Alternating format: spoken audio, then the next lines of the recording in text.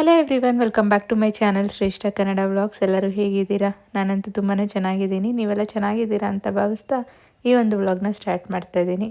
ಇವತ್ತಿನ ವ್ಲಾಗ್ ಬಂದು ನನ್ನ ಒಂದು ಡೈಲಿ ರೋಟೀನ್ ವ್ಲಾಗ್ ಆಗಿರುತ್ತೆ. ಅಷ್ಟೇ ಹೇಳ್ದಿರ ಈ ಒಂದು ವ್ಲಾಗಲ್ಲಿ ಒಂದು ಸ್ವೀಟ್ ರೆಸಿಪಿ ಸಹ ಶೇರ್ ಮಾಡ್ಕೊಳ್ತಿದ್ದೀನಿ. ಮತ್ತು ಒಂದು ಪ್ಲೇಸ್ದು ರಿವ್ಯೂ ಸಹ ಮಾಡ್ತಾ ಇದ್ದೀನಿ. ಒಂದು ಪ್ಲೇಸು ಒಂದು. ಸೊ ಎಲ್ಲೂ ಸ್ಕಿಪ್ ಮಾಡ್ದಿರಾ ಕೊನೆ ತನಕ ನೋಡಿ ಆಯಿತಾ. ಇವಾಗ ಮನೆ ಬಾಗಿಲೆಲ್ಲ ನೀಟಾಗಿ ಕ್ಲೀನ್ ಮಾಡಿಕೊಂಡು ಆಚೆ ಒಂದು ರಂಗೋಲಿ ಬಿಡಿಸಿರೋದಾಗಿದೆ. ಸೊ ಅದೆಲ್ಲ ನಾನು ಮಾಡೋ ಅಷ್ಟರಲ್ಲಿ ಒಳಗಡೆ ರೋಬೋ ಕ್ಲೀನ್ ಮಾಡಲಿ ಅಂತ ಇದನ್ನು ಆನ್ ಮಾಡಿಟ್ಟು ಹೋಗಿದ್ದೆ. ಸೊ ಆಲ್ಮೋಸ್ಟ್ ಎಲ್ಲ ಮಾಪಿಂಗ್ ಎಲ್ಲ ಮಾಡ್ತಿದೆ. ಸೊ ಇದ್ರ ಬಗ್ಗೆ ತುಂಬ ಕ್ವೆರೀಸ್ ಕೇಳ್ತಾ ಇದ್ದೀರಾ. ಅಂದರೆ ಇದು ವರ್ತ್ ಎಲ್ಲ ನಿಮ್ಗೆ ಏನಾದರೂ ಹೆಲ್ಪ್ ಆಗಿದೆಯಾ, ಈ ಥರ ತುಂಬ ಕ್ವೆರೀಸ್ ಬರ್ತಾಯಿದೆ. ಸೊ ನಂಗೆ ಹೇಳ್ಬೇಕಾದ್ರೆ ಯಾವಾಗೂ ನಾನೇನು ಯೂಸ್ ಮಾಡಲ್ಲ. ಲೈಕ್ ಟೈಮ್ ಇದ್ದರೆ ನಾನೇ ಮ್ಯಾನ್ಯುವಲಿ ಕ್ಲೀನ್ ಮಾಡ್ಕೊಳ್ತೀನಿ. ಸೊ ಎಷ್ಟೇ ಆಗಲಿ ಮೆಷಿನ್ಸ್ ಕ್ಲೀನ್ ಮಾಡೋದಕ್ಕೆ ನಾವು ಕ್ಲೀನ್ ಮಾಡೋದಕ್ಕೆ ತುಂಬ ಡಿಫ್ರೆನ್ಸ್ ಇದೆ. ಬಟ್ ಸಮ್ಟೈಮ್ಸ್ ಟೈಮ್ ಕನ್ಸ್ಟ್ರೆಂಟ್ಸ್ ಇರುತ್ತಲ್ವ, ಏನೋ ಒಂದು ಮೀಟಿಂಗ್ಸ್ ಇರುತ್ತೆ, ಇಲ್ಲಾಂದರೆ ಮನೇಲೇ ಒಂದು ಕೆಲಸ ಎಕ್ಸ್ಟ್ರಾ ಆಗುತ್ತೆ. ಸೊ ಅಂಥ ಟೈಮಲ್ಲಿ ಒಂದು ಎಕ್ಸ್ಟ್ರಾ ಹೆಲ್ಪ್ಗೋಸ್ಕರ ರೋಬೋ ಇದೆ. ಡೀಪ್ ಕ್ಲೀನಿಂಗ್ ಅಲ್ದಿರೋ ಇದ್ರೂ ಬೇಸಿಕ್ ಕ್ಲೀನಿಂಗ್ ಮಾಡ್ಕೊಳ್ಳೋದಕ್ಕೆ ಇದು ನನಗೆ ತುಂಬ ಹೆಲ್ಪ್ ಆಗಿದೆ. ಸೊ ಇದು ತುಂಬ ಜಾಸ್ತಿ ಯಾರಿಗೆ ಯೂಸ್ ಆಗುತ್ತೆ ಅಂದರೆ, ನಿಮ್ಮ ಮನೇಲಿ ಏನಾದರೂ ಪೆಟ್ಸ್ ಇದ್ದರೆ ಮತ್ತು ರೋಡ್ ಸೈಡ್ ಮನೆ ಇರೋವಾಗ ತುಂಬ ಧೂಳು ಬರ್ತಾ ಇದೆ ಅಂದರೆ ಈ ಒಂದು ಪ್ರಾಡಕ್ಟ್ ತುಂಬ ಹೆಲ್ಪ್ ಆಗುತ್ತೆ. ಯಾಕಂದರೆ ಇದ್ರದ್ದು ಏನು ವ್ಯಾಕ್ಯೂಮಿಂಗ್ ಇದೆ ಅಲ್ವಾ, ಅದು ಸಕ್ಷನ್ ಪವರ್ ತುಂಬ ಚೆನ್ನಾಗಿದೆ. ಸೊ ಹೋಪ್ಫುಲಿ ನಿಮ್ಮ ಎಲ್ಲ ಕ್ವೆರೀಸ್ಗೂ ಇಲ್ಲಿ ಆನ್ಸರ್ ಮಾಡಿದ್ದೀನಿ ಅಂತ ಭಾವಿಸ್ತಾ ಇದ್ದೀನಿ. ಇನ್ನೂ ಏನಾದರೂ ಇದ್ರ ರಿಲೇಟೆಡ್ ಕ್ವೆರೀಸ್ ಆರ್ ಡೀಟೇಲ್ಸ್ ಬೇಕು ಅಂದರೆ ಆ್ಯಕ್ಚುಲಿ ನಾನು ಈ ಒಂದು ವ್ಯಾಕ್ಯೂಮ್ ಕ್ಲೀನರ್ ಬಗ್ಗೆನೇ ಒಂದು ಸಪ್ರೇಟ್ ವ್ಲಾಗ್ ಮಾಡಿದ್ದೀನಿ. ಅದರಲ್ಲಿ ಕಂಪ್ಲೀಟ್ ಡೀಟೇಲ್ಸ್ ಶೇರ್ ಮಾಡಿದ್ದೀನಿ, ನೀವು ಅಲ್ಲೋಗಿ ಚೆಕ್ ಮಾಡ್ಬೋದು. ಸೊ ಇವಾಗ ಮನೇಲೆಲ್ಲ ಪೂಜೆ ಮುಗಿದಿದೆ. ಇವತ್ತು ಸ್ಯಾಟರ್ಡೆ, 4th ಸ್ಯಾಟರ್ಡೆ ಇರೋದ್ರಿಂದ ಮಕ್ಕಳಿಗೆ ಸ್ಕೂಲ್ಗೆ ರಜೆ.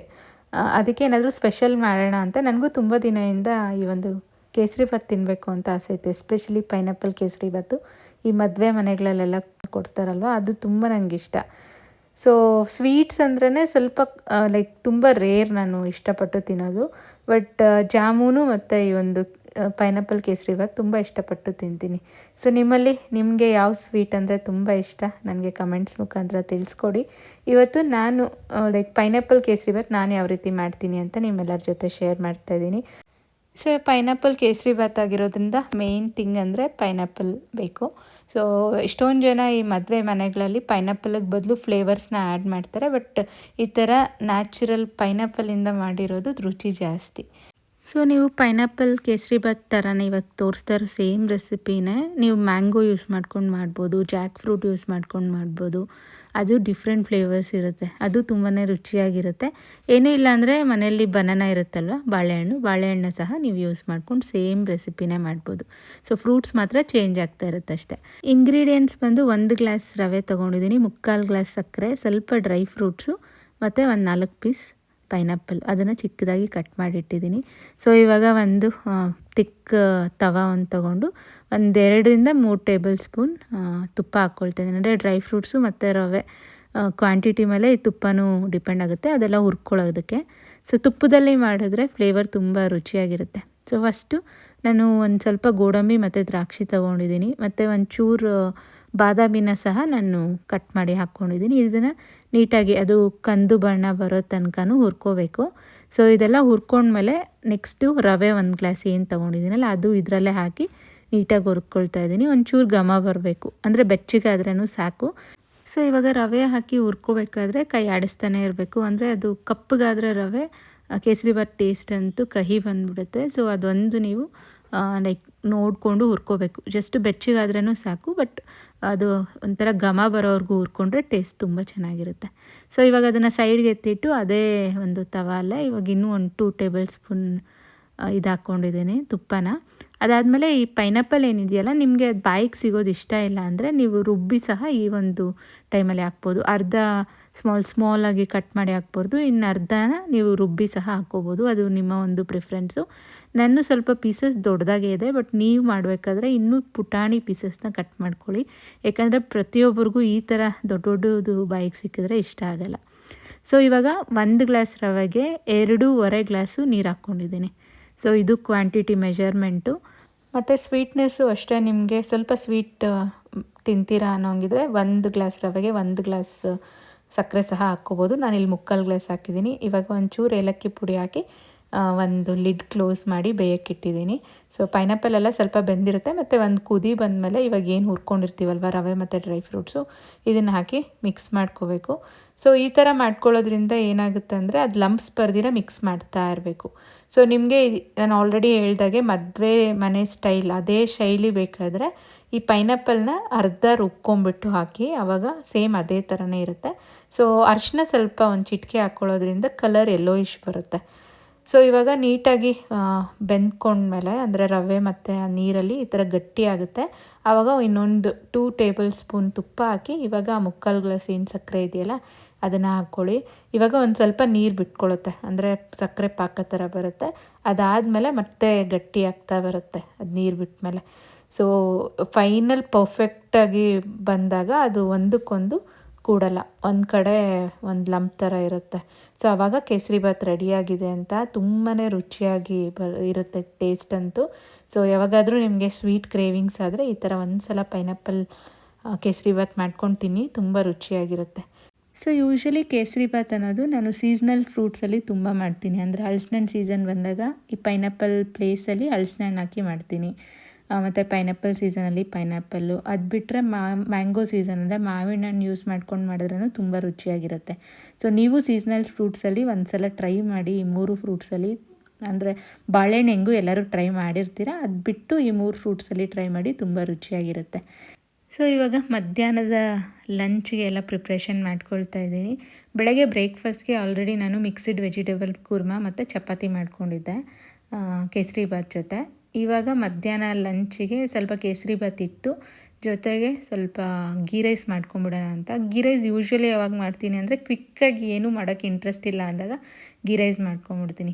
ಅಂದರೆ ಜಸ್ಟ್ ರೈಸ್ ತಿನ್ನೋದಕ್ಕೆ ಬದಲು ಅದಕ್ಕೆ ಸ್ವಲ್ಪ ಫ್ಲೇವರ್ಡ್ ರೈಸ್ ಅಂತಲೂ ಹೇಳ್ಬೋದು. ಗೀ ರೈಸ್ನ ಒಂದು ಸ್ವಲ್ಪ ಜೀರಿಗೆ, ಬೆಳ್ಳುಳ್ಳಿ, ಶುಂಠಿ ಪೇಸ್ಟ್ ಎಲ್ಲ ಹಾಕ್ಬಿಟ್ಟು ರೈಸ್ ಥರನೇ ಮಾಡಿಬಿಟ್ರೆ ಸ್ವಲ್ಪ ರುಚಿಯಾಗೂ ಇರುತ್ತೆ. ಮತ್ತು ಮಿಕ್ಸ್ಡ್ ವೆಜಿಟೇಬಲ್ ಕುರ್ಮಾಗೆ ಅದೊಂದು ಒಳ್ಳೆ ಕಾಂಬಿನೇಷನ್ ಅಂತಲೇ ಹೇಳ್ಬೋದು. ಕ್ವಿಕ್ಕಾಗಿ ಆಗುವಂಥ ಒಂದು ಫ್ಲೇವರ್ಡ್ ರೈಸ್ ಅಂದರೆ ಅದು ಗೀ ರೈಸು.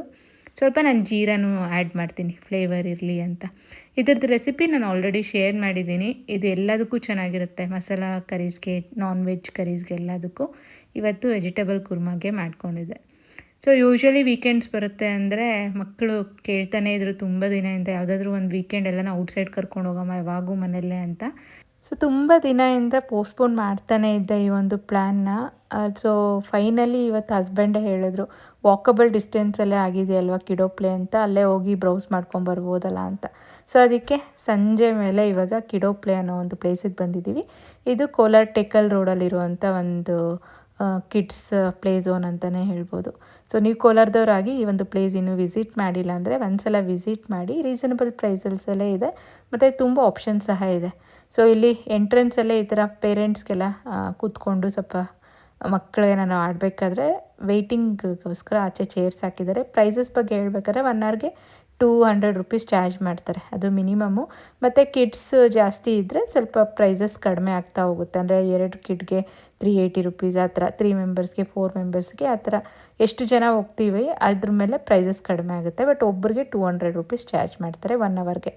ಸೊ 2 ಅವರ್ಸ್ ಅಂದರೆ 380 ರುಪೀಸ್ ಚಾರ್ಜ್ ಮಾಡ್ತಾರೆ. ಮತ್ತು ಇದು ಯಾವುದೇ ರೀತಿ ಪ್ರಮೋಷ್ನಲ್ ವಿಡಿಯೋ ಅಂತೂ ಅಲ್ಲ. ನಾನು ನನ್ನ ಮಕ್ಕಳನ್ನ ಕರ್ಕೊಂಬಂದು ನನಗೆ ಈ ಒಂದು ಪ್ಲೇಸ್ ಇಷ್ಟ ಆಯಿತು, ಸೊ ಯಾರಾದರೂ ಮಕ್ಕಳಿರೋರಿಗೆ ಹೆಲ್ಪ್ ಆಗ್ಬೋದು ಕೋಲಾರ ಜನತೆಗೆ ಅಂತ ಈ ಒಂದು ವ್ಲಾಗಲ್ಲಿ ಆ್ಯಡ್ ಮಾಡ್ತಾಯಿದ್ದೀನಿ ಅಷ್ಟೇ ರಿವ್ಯೂ ವ್ಲಾಗು. ಸೊ ನಿಮಗೆ ಒಂದು 1 ಅವರ್ ಆರ್ 2 ಅವರ್ ಮಕ್ಕಳನ್ನ ಬಿಟ್ಟು ಎಲ್ಲಾದರೂ ಹೋಗಿ ಬರಬೇಕು ಆ ಥರ ಇದ್ದರೆ ಸಹ ಇಲ್ಲಿ ಅವ್ರಿಗೆ ಆಟ ಆಡ್ಕೊಳ್ಳೋದಕ್ಕೆ ಬಿಟ್ಟು ನೀವು ಬೇರೆ ಕೆಲಸ ಎಲ್ಲ ಮುಗಿಸ್ಕೊಂಡು ಬರ್ಬೋದು. ಅದಕ್ಕೂ ಒಂದು ಆಪ್ಷನ್ ಆಗಿರುತ್ತೆ. ಮತ್ತು ಇಲ್ಲಿ ಪ್ಯಾಕೇಜಸ್ ಸಹ ಇದೆ. ಅಂದರೆ ಪ್ಲ್ಯಾನ್ಸ್ ಅಂತಾರೆ, ಸಿಲ್ವರ್, ಗೋಲ್ಡ್, ಪ್ಲಾಟಿನಮ್ ಈ ಥರ. ಅಂದರೆ ನಂಬರ್ ಆಫ್ ವಿಸಿಟ್ಸ್ಗೆ ಒಂದೇ ಸಲ ನೀವು ಪೇ ಮಾಡಿದ್ರೆ ಕಡಿಮೆ ಪ್ರೈಸಲ್ಲಿ ಅವರು ಮಾಡಿಕೊಡ್ತಾರೆ. ಮತ್ತು ಏನೇನು ಆಪ್ಷನ್ ಇದೆ ಅಂದರೆ ಲೈಕ್ ಇಂಡೋರ್ ಗೇಮ್ಸ್ ಏನೇನು ಆಪ್ಷನ್ಸ್ ಯೂಶ್ವಲಿ ಎಲ್ಲ ಪ್ಲೇ ಝೋನ್ಸಲ್ಲೂ ಇರುತ್ತೋ ಅದೆಲ್ಲ ಅವೈಲೇಬಲ್ ಇದೆ. ಅಂದರೆ ಎಲ್ಲ ಏಜ್ ಗ್ರೂಪ್ ಮಕ್ಕಳು ಆಡುವಂಥ ಆಟ ಇದೆ. ಅಂದರೆ ಅದೊಂದು ಡೈಮೆನ್ಷನ್ ಕಡಿಮೆ ಇದ್ರೂ ಆಪ್ಷನ್ಸ್ ತುಂಬ ಇದೆ. ಅದೊಂದು ನಂಗೆ ಇಷ್ಟ ಆಯಿತು. ಯಾವ ರೀತಿ 1 ಅವರ್ ಹೋಯ್ತು ಅಂತಲೇ ಗೊತ್ತಾಗಲಿಲ್ಲ. So just first time visit ಮಾಡಿರೋದಕ್ಕೆ ಲೇಟ್ ಈವ್ನಿಂಗ್ ಬೇರೆ ಬಂದಿದ್ವಿ.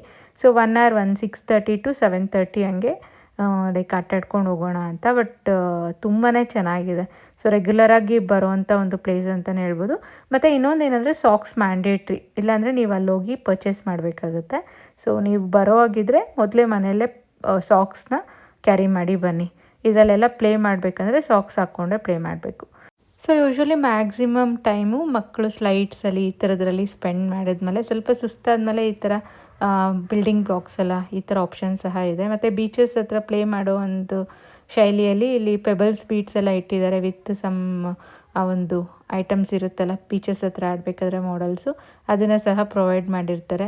ಮತ್ತು ಕಿಚನ್ ಸೆಟ್ಟು ಇಂಥದ್ದು ಅವೈಲೇಬಲ್ ಇತ್ತು. ಸೊ ಮಕ್ಕಳಿಗೆ ಯಾವುದು ಅವ್ರಿಗೆ ಇಂಟ್ರೆಸ್ಟ್ ಇರುತ್ತೋ ಅದನ್ನಲ್ಲೇ ಆಡೋದಕ್ಕೆ ತುಂಬಾ ಒಂದು ಆಪ್ಷನ್ಸ್ ಇದೆ. ಮತ್ತು ಪೇರೆಂಟ್ಸ್ ನಾವು ಬಂದಾಗ ನಮಗೇನಾದರೂ ಬೋರ್ ಆದರೆ ಸಹ ಚೆಸ್ಸು ಇಂಥದ್ದೆಲ್ಲ ಇರುತ್ತೆ. ಅದನ್ನು ಸಹ ನಾವು ಪ್ಲೇ ಮಾಡಿ ಸ್ವಲ್ಪ ಟೈಮ್ ಸ್ಪೆಂಡ್ ಮಾಡ್ಕೊಂಡು ಕೂತ್ಕೋಬೋದು. ಸೊ ಮೇನ್ ಹೈಲೈಟ್ ಅಂದರೆ ಈ ಒಂದು ಬಾಲ್ ಪೂಲು, ಇದು ಅಷ್ಟೇ ತುಂಬಾ ಚೆನ್ನಾಗಿತ್ತು. ಮಕ್ಕಳು ಅಷ್ಟೇ ಇದರಲ್ಲಿ ತುಂಬ ಎಂಜಾಯ್ ಮಾಡಿದ್ರು ಅಂತಲೇ ಹೇಳ್ಬೋದು.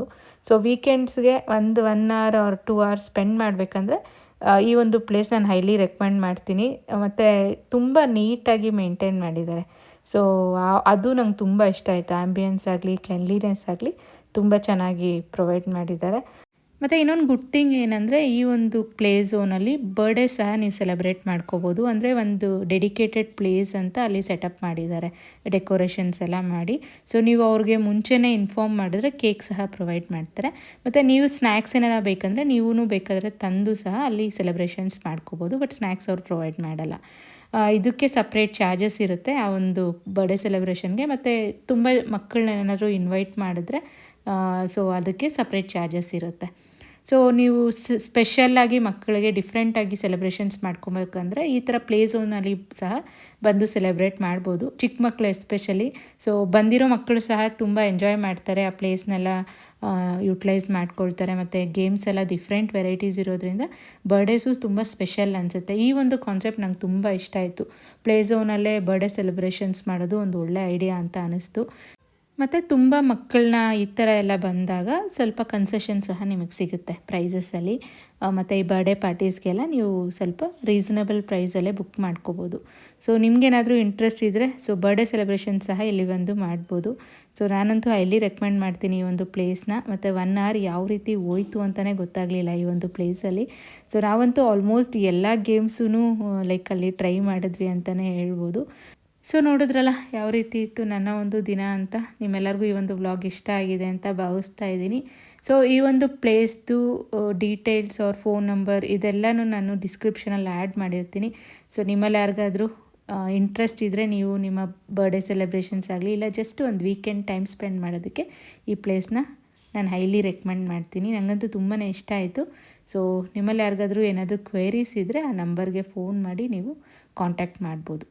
ಹೋಪ್ಫುಲಿ ನಿಮ್ಮೆಲ್ಲರಿಗೂ ಈ ಒಂದು ವ್ಲಾಗ್ ಹೆಲ್ಪ್ಫುಲ್ ಆಗಿದೆ ಅಂತ ಭಾವಿಸ್ತಾ ಇದ್ದೀನಿ. ಕೊನೆ ತನಕ ನೋಡ್ತಿರೋ ಪ್ರತಿಯೊಬ್ಬರಿಗೂ ಥ್ಯಾಂಕ್ ಯು ಹೇಳ್ತಾ, ಇನ್ನೂ ಯಾರೆಲ್ಲ ನನ್ನ ಚಾನಲ್ಗೆ ಸಬ್ಸ್ಕ್ರೈಬ್ ಮಾಡ್ಕೊಳ್ತೀರಾ ನೋಡ್ತಾ ಇದ್ದೀರಾ, ಇಲ್ಲ ನೀವೇನಾದರೂ ಫಸ್ಟ್ ಟೈಮ್ ವ್ಯೂವರ್ಸ್ ಆಗಿ ನನ್ನ ಒಂದು ವ್ಲಾಗ್ ಸ್ವಲ್ಪನಾದರೂ ಇಷ್ಟ ಆದರೆ ದಯವಿಟ್ಟು ನಿಮ್ಮ ಫ್ಯಾಮಿಲಿ ಮತ್ತು ಫ್ರೆಂಡ್ಸ್ ಜೊತೆ ಶೇರ್ ಮಾಡಿ ಮತ್ತು ನನ್ನ ಚಾನಲ್ನ ಸಬ್ಸ್ಕ್ರೈಬ್ ಮಾಡ್ಕೊಂಡು ನೋಡಿ ಅಂತ ಹೇಳ್ತಾ ಈ ವ್ಲಾಗ್ನ ನಾನು ಇಲ್ಲಿಗೆ ಮುಗಿಸ್ತಾ ಇದ್ದೀನಿ. ಇನ್ನೊಂದು ವ್ಲಾಗಲ್ಲಿ ಮತ್ತೆ ಸಿಗೋಣ.